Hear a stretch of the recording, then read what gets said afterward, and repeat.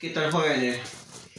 Nuevamente retornando a las clases, esta semana vamos a hablar un tema sobre la corrupción en el Perú. La corrupción en el Perú es un problema o es un cáncer mayor que viene desde la época virreinal. Pero antes de analizar un poco el contexto de la corrupción en el Perú, vamos a ver qué se entiende por corrupción.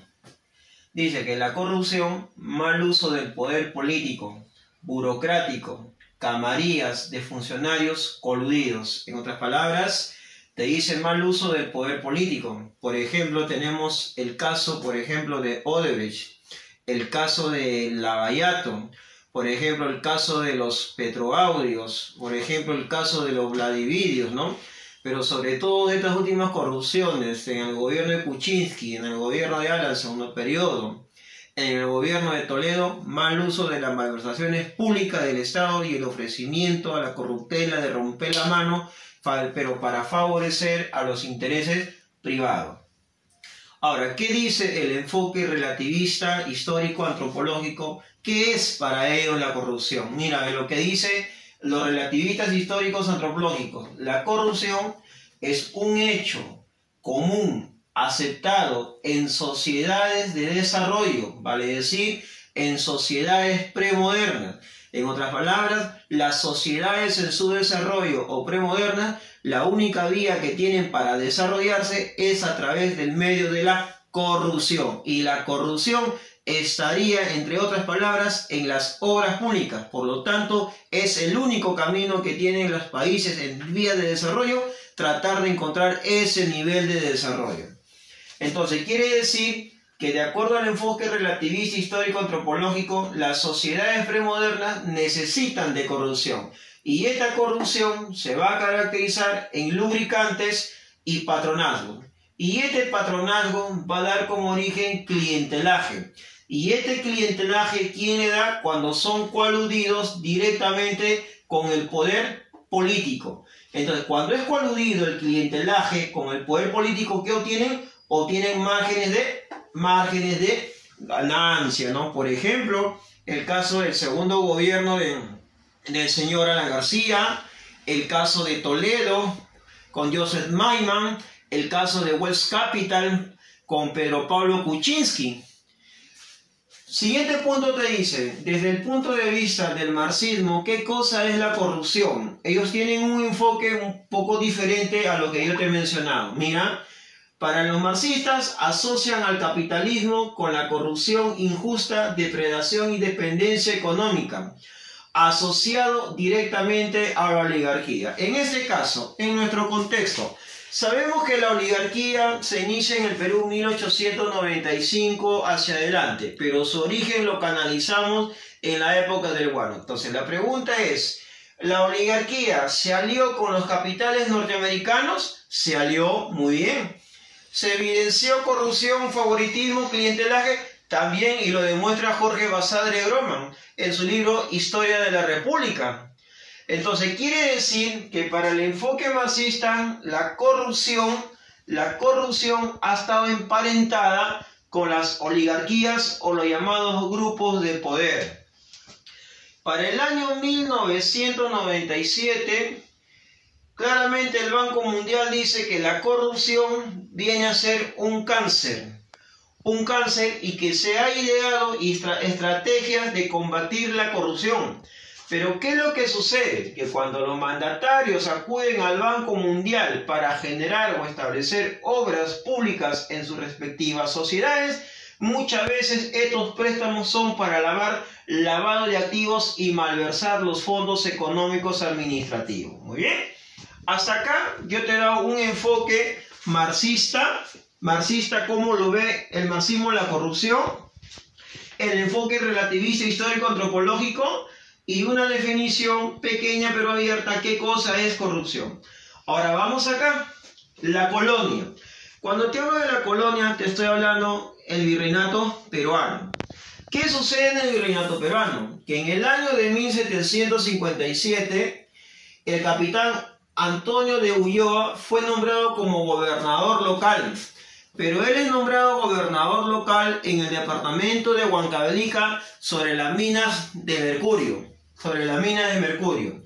Cuando él asumió las funciones de gobernador en el departamento de Huancavelica, como supervisor de la mina de mercurio, él en el año de 1758, él detectó fraude y recepción de contabilidad de rentas reales. En otras palabras, Antonio de Ulloa se convierte en el primer pionero en demandar los actos de corrupción en contra de la administración de la corona española.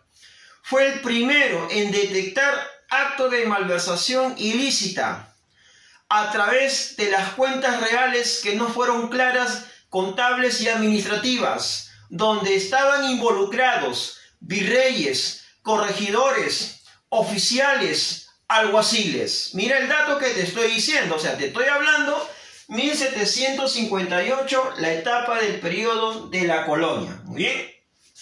Entonces, Ulloa señala pues la corruptela de autoridades que han ejercido el mal uso y la contabilidad del recurso de lo que es la mina, el mercurio.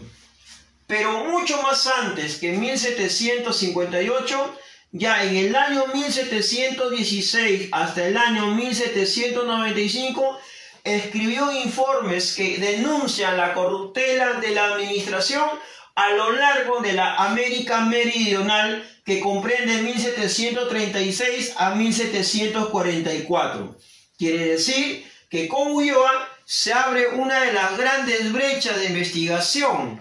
A la vez se encuentra con un panorama que cuando él denuncia, no lo tomaron en consideración las denuncias que estaban yendo en contra de la malversación que en ese momento le pertenecía a la corona española.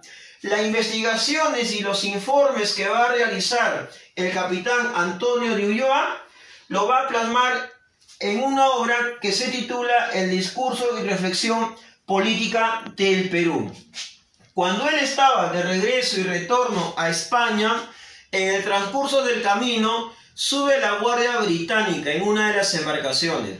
Él tuvo que arrojar documentos de investigación donde atestiguaba la malversación de fondos.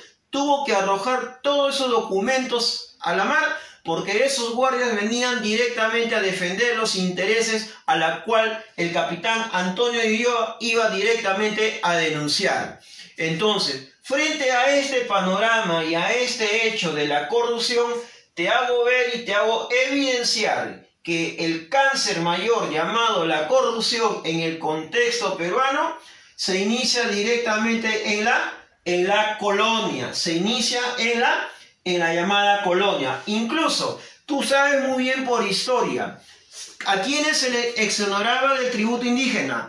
Se exoneraba del tributo indígena, que comprende entre 18 a 50 años, a todas personas desvalidas, personas que no podían trabajar por X enfermedades.